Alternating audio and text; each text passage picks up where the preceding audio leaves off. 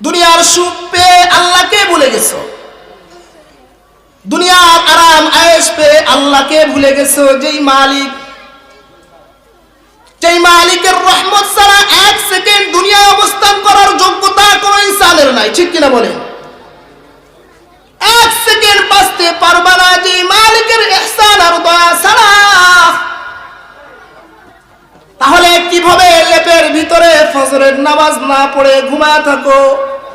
ফজরের নামাজ দ্বারা মুমিনের ঈমান পরীক্ষা করে আল্লাহ। সাক্ষী নামাজ হচ্ছে ফজরের নামাজ, কারণে ফজরের কথা আল্লাহ কুরআন স্পেশাল ভাবে বর্ণনা করছেন।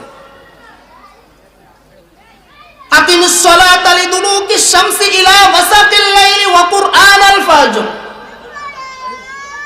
পৃথিবীতে যত নবী আসছেন সমস্ত নবীর নবুয়ত ফজরের ওয়াক্তে আল্লাহ দিয়েছেন। আল্লাহু আকবার বলেন। যত নবী দুনিয়ায় আসছেন আল্লাহ পাক প্রতিটা নবীর নবুয়ত দান করছেন ফজরের ওয়াক্তে, দামি ওয়াক্ত ফজরের ওয়াক্ত। অনেক মুসাল্লি আছে যারা অন্য নামাজ পড়ে কিন্তু ফজরের বেলায় দুর্বল, যে ঠান্ডা এই পানি দ্বারা ওযু করে নামাজ পড়া সাধারণ ঈমান দ্বারা সম্ভব না। যেমন ফুলসিরাতের ওই 30,000 বছরের রাস্তা সাধারণ ঈমানদারের অতটুক আলো দিয়ে পার হতে পারবে না, ঝরে জাহান্নামের ভিতরে পড়ে যাবে। এ কারণে ঈমানের মজবুতি প্রয়োজন।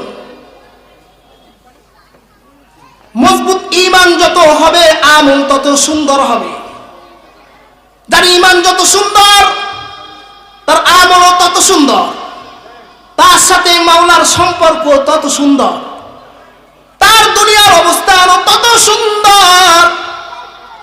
সম্পদ না থাকলেও কলিজার ভিতরে আলাদা শান্তি আছে, ওই শান্তি সম্পদে পাওয়া যায় না। আলা বিযিক্রিল্লাহি তাতমাইন্নুল কুলুব। অন্তরের কলবের শান্তি একমাত্র আল্লাহ তাআলার স্মরণের মাধ্যমে, আল্লাহর হুকুম মানার মাধ্যমে। উযকুরুল্লাহা যিকরান কাসীরা। আল্লাহ বলে বেশি বেশি আমাকে স্মরণ করো। সময় পেলে বলো সুবহানাল্লাহ, বলেন। সময় পেয়েছো তো আলহামদুলিল্লাহ, সময় পেয়েছো তো আল্লাহু আকবার। আল্লাহুম্মা সাল্লি আলা মুহাম্মাদিন ওয়া আলা আলি মুহাম্মাদ কামা সাল্লাইতা আলা ইব্রাহিম ওয়া আলা আলি ইব্রাহিম ইন্নাকা হামিদুম মাজিদ। আল্লাহুম্মা বারিক আলা মুহাম্মাদিন ওয়া আলা আলি মুহাম্মাদ কামা বারাকতা আলা ইব্রাহিম ওয়া আলা আলি ইব্রাহিম ইন্নাকা হামিদুম মাজিদ। بلغ العلا بكماله كشف الدجى بجماله حسنت جميع خصاله صلوا عليه وآله। दिन की सूरज डूब रही है हम लोगों के सामने, दिन की सूरज डूब रही है हम लोगों के सामने। रोज महशर क्या जवाब है मुस्तफा के सामने। रोज महशर क्या जवाब है मुस्तफा के सामने। আলহামদুলিল্লাহ। বিশ্ব জগতের মালিক বিশ্ব প্রতিপালকের বিশ্ব দরবারে কালেমাতুশ শুকর আদায় করি যে মহান রব্বুল আলামিন অত্যন্ত দয়া করে মায়া করে মুহাব্বত করে ভালোবেসে দীর্ঘ 1 বছর পর খারাবাদ বানতলা মাহমুদিয়া ইসলামিয়া মাদ্রাসার মাহফিলে বিশ্বজগতের মালিক বিশ্ব প্রতিপালক আমাদেরকে আসবার বসবার তৌফিক দান করছেন।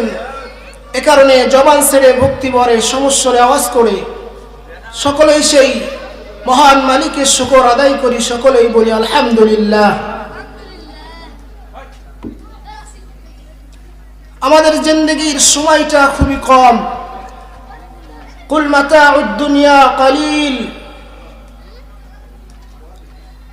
কারণ দুনিয়ার এই জিন্দেগির সময়টা আল্লাহ পাক তার বান্দাদের জন্য সীমিত করছে। কোন মানুষের জন্য স্থায়ী ঠিকানা দুনিয়া না। যেমন বাজারে আমরা যাই বাজার করতে, স্থায়ী ঠিকানা সেখানে আমাদের না। দুনিয়ার স্থায়ী ঠিকানা হইতেছে আমাদের নিজেদের বাসস্থল, ঘর। এজন্য বাজারে গেলে আমরা সময়টা বাজার করে চলে আসি, ওখানে আমরা স্থায়ীভাবে নিজেদের সামান নিয়ে থাকি না। দুনিয়াটা এমন, আল্লাহ পাক এমন ভাবে দুনিয়াকে বানিয়েছেন যে আদ-দুনিয়া মাজরাতুল আখিরাহ, আখিরাতের ক্ষেত স্বরূপ এ দুনিয়া। বান্দা এখানে আসবে, নেক আমল করবে, রিজায়ে মাওলা আল্লাহর সন্তুষ্টির জন্য কাজ করবে, আল্লাহর সন্তুষ্টি নিয়ে মৃত্যুর সময় হাসতে হাসতে আল্লাহর জান্নাতে চলে যাবে। সুবহানাল্লাহ বলে। কিন্তু এই ময়দান বড় দামি ময়দান। হাদিসের পরিভাষায় এটা গুনাহ পাপের ময়দান। ফেরেশতারা এই ময়দানকে বেষ্টন করে রাখছে। এই ময়দানে বসতে গেলেও আল্লাহ পাকের কবুলিয়াত জরুরি। বাজারে অনেক লোক আছে, 12 মাস থাকে, তো বাজার কায়েম প্রতিদিন হইবে। একটা দিনের জন্য বাজার বন্ধ থাকবে না, কোনো না কোনো দোকান, কোনো না কোনো স্থান খোলা থাকবে। কিন্তু এই যে জান্নাতের বাগানটা, এটা প্রতিদিন কি আপনারা এখানে পান? বলেন, আওয়াজ করে বলেন। পাইবেন না, কারণ এ মজমা আল্লাহ পাক সব সময় এরকম ভাবে সংগঠিত হয় না, আর মুমিনের যোগ্যতাও হয় না এখানে বসার। যাদের আল্লাহ যোগ্যতা দেয় তারা ছাড়া বসতে পারে না। নফসে চাইবে খারাপ কাজ করতে, কারণ নফসে আম্মারা হইতেছে আমাদের দুশমন। বারবার গুনাহের দিকে আমাদের টানবে, শয়তানে ওয়াসওয়াসা দিবে ওখানে যাস না। কারণ শয়তান জানে এই মজমায় যখন বান্দা বসবে ইনসান আসবে। ওয়ালাকির ফাইন্না যিকরা তানফাউল মুমিনিন, আল্লাহ বলছে নসিহত করতে থাকেন, কোরআন হাদিস আমার বান্দাদের কানে পৌঁছাইতে থাকেন বন্ধু। কারণ আমার কোরআন তো এমন মেডিসিন, বারবার কানে নিবে, কান দ্বারা ঢুকবে, কিন্তু আসর করবে কলবের উপরে। গুনাহ করলে কলব নষ্ট হয়ে যায়। হাদিসের ভিতরে আছে একটা গুনাহ বান্দা করে, একটা দাগ তার কলবে পড়ে, আবার গুনাহ করে তো আবার দাগ পড়ে। যদি তাওবা করে তো ও কলব আবার পরিষ্কার হয়ে যায়।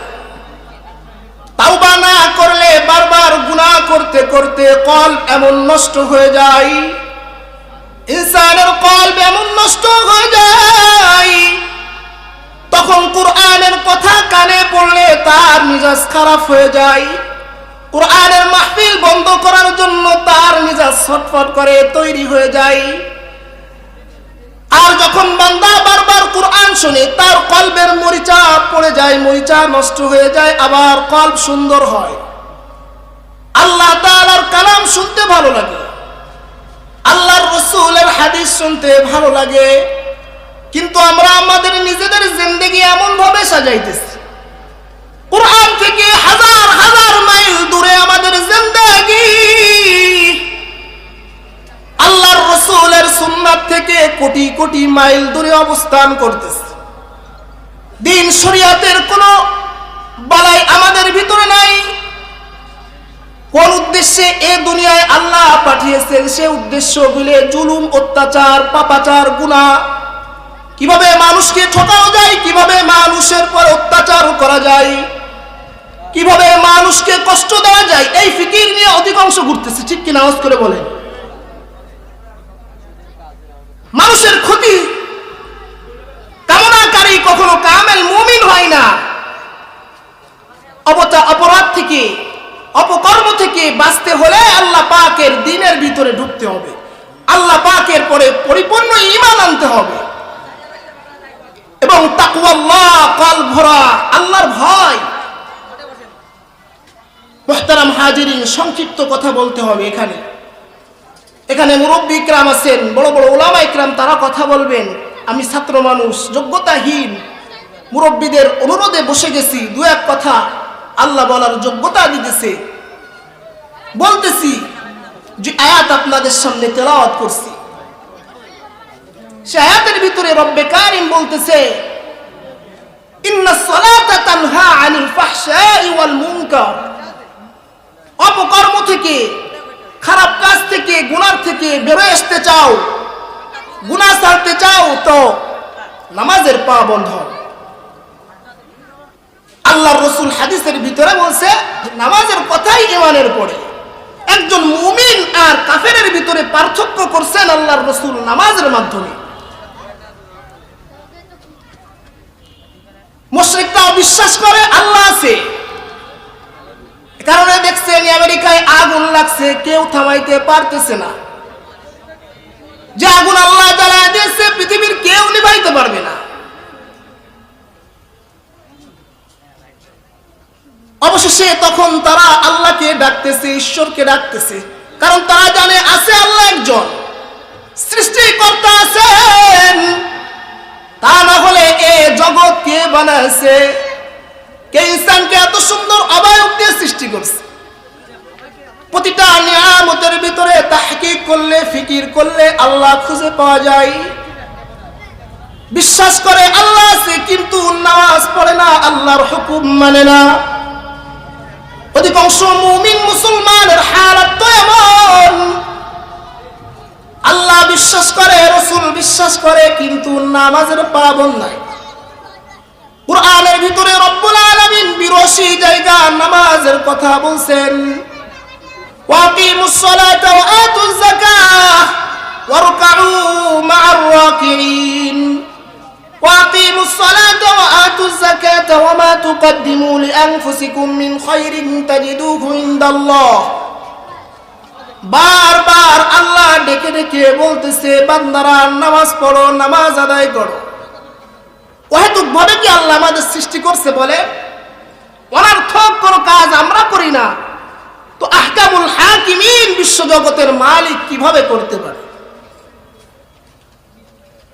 আফাহাসিবতুম আন্নামা খালাকনাকুম আবাসা ওয়া আন্নাকুম ইলাইনা লা তুরজাউন। অনর্থক সৃষ্টি আমাদের আল্লাহ করে নাই। যারা নামাজ পড়তেছেন না, আখিরাত এত সুন্দর, দুনিয়া অসুন্দর হয়ে যাবে নামাজ না পড়লে।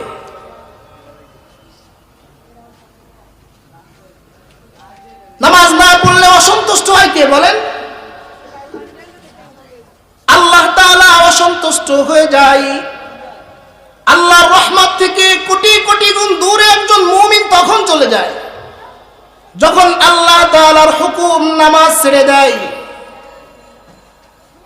নামাজ কত গুরুত্বপূর্ণ ইবাদত।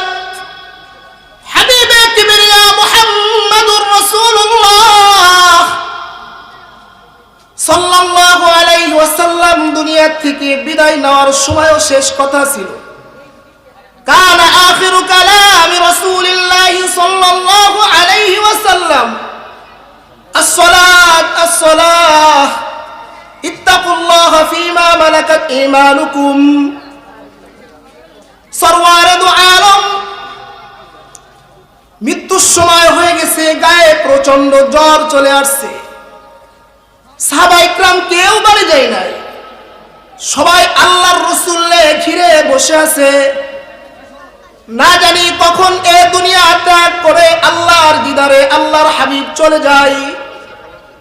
হযরত ফাতেমা রাদিয়াল্লাহু তাআলা আনহা হাওমাও করে কাঁদতেছেন, আয়েশা সিদ্দিকা কাঁদতেছেন, কান্নার রোল পড়ে গেছে।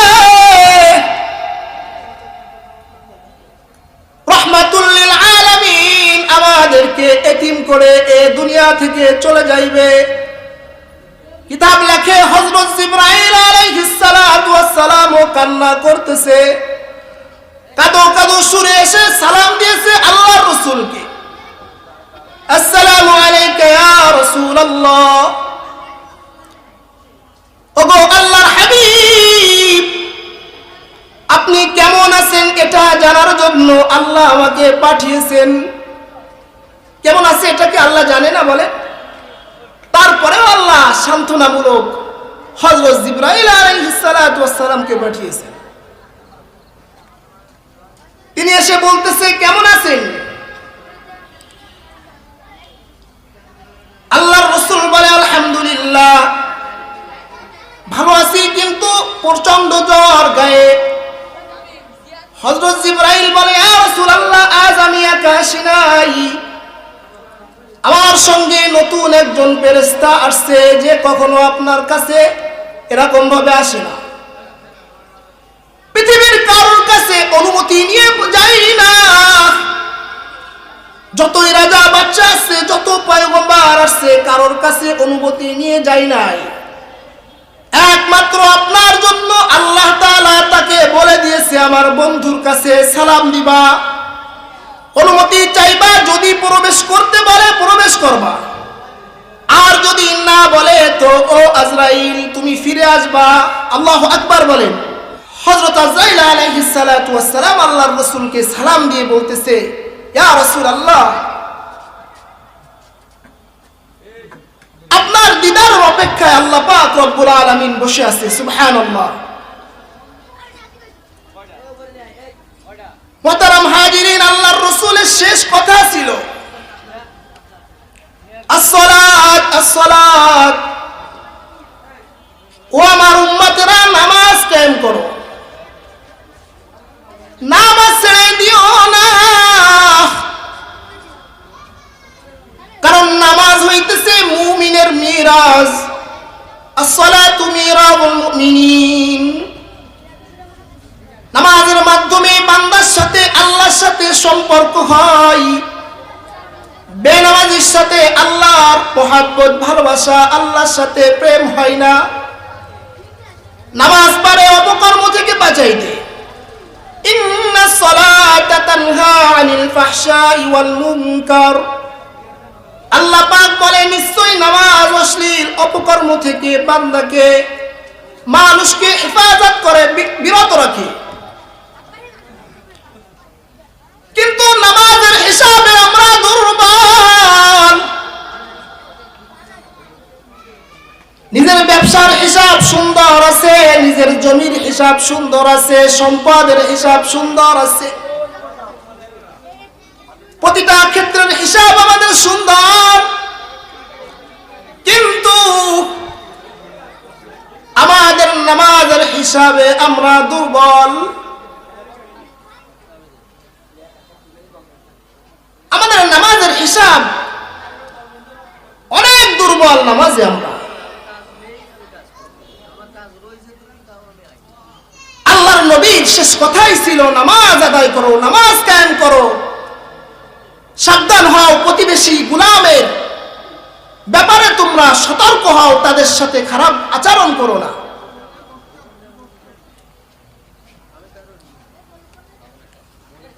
কারণ ময়দানে মাহশার যেদিন কায়েম হবে,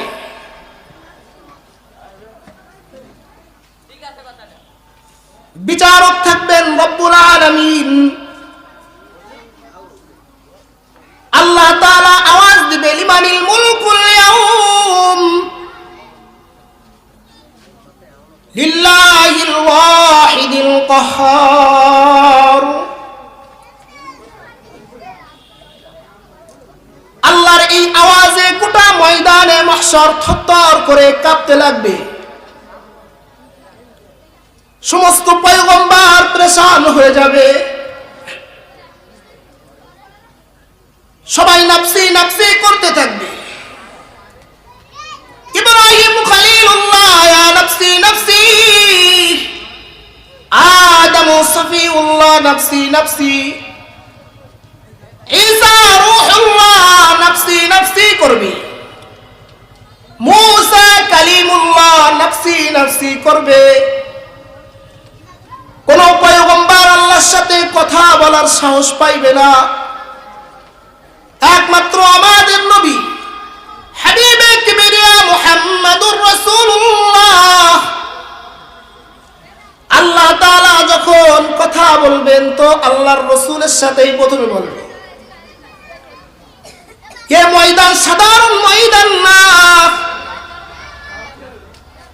আল্লাহ তাআলা এই ময়দান সম্পর্কে ঘোষণা দিয়েছেন, يوم ترونها تذهل كل مرضعة عما أرضعت وتضع كل ذات حمل حملها وترى الناس سكارى وما هم بسكارى ولكن عذاب الله شديد। মানুষ মাতাল হয়ে যাইবে,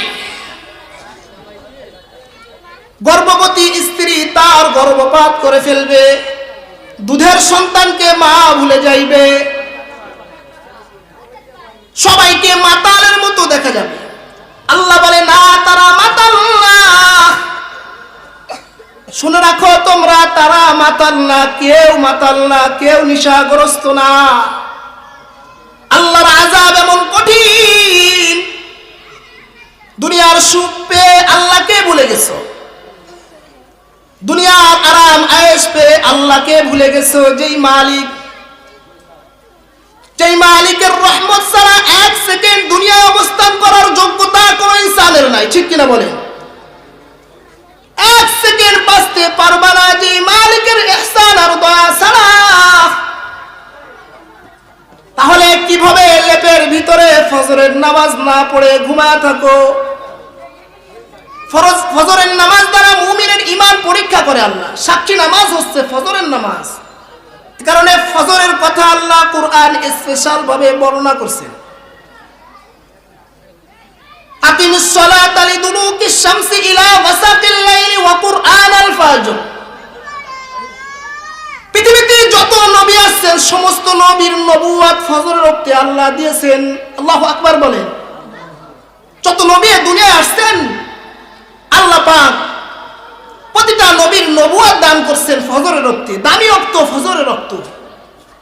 অনেক মুসাল্লি আছে যারা অন্য নামাজ পড়ে কিন্তু ফজরের বেলায় দুর্বল, যে ঠান্ডা এই পানি দ্বারা ওযু করে নামাজ পড়া সাধারণ ঈমান দ্বারা সম্ভব না। যেমন ফুলসিরাতের ওই 30,000 বছরের রাস্তা সাধারণ ঈমানদারের অতটুক আলো দিয়ে পার হতে পারবে না, ঝরে জাহান্নামের ভিতরে পড়ে যাবে। এ কারণে ঈমানের মজবুতি প্রয়োজন। মজবুত ঈমান যত হবে আমল তত সুন্দর হবে। যার ঈমান যত সুন্দর তার আমলও তত সুন্দর, তার সাথে মাওলার সম্পর্ক তত সুন্দর, তার দুনিয়ার অবস্থানও তত সুন্দর। সম্পদ না থাকলেও কলিজার ভিতরে আলাদা শান্তি আছে, ওই শান্তি সম্পদে পাওয়া যায় না।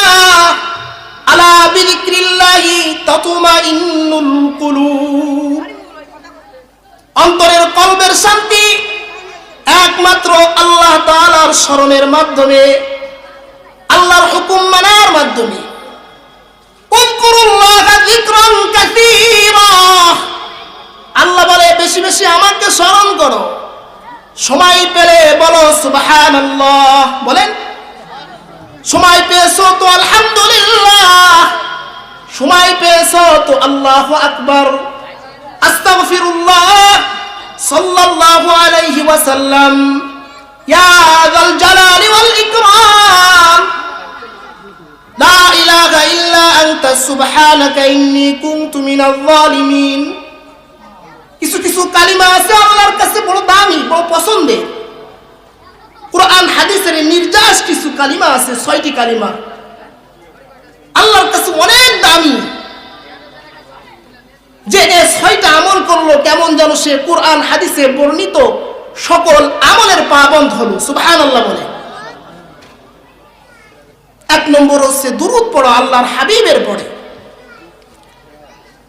পৃথিবী আমরা যেমন নামাজ পড়ি, কুরআন তেলাওয়াত করি, আমরা হজ করি, যাকাত দেই, যত ইবাদত করি, কোন ইবাদতের সাথে আল্লাহ আমাদের সাথে শামিল না। কিন্তু একটা ইবাদত এমন আছে যেটা বান্দার সাথে আল্লাহ শামিল, আল্লাহ নিজেও সেই কাজটা করে বান্দার মতো। আল্লাহু আকবার বলেন। সেটা হচ্ছে দুরূদ। মান সাল্লা আলাইয়া মাররাতান সাল্লাল্লাহু আলাইহি আশরান।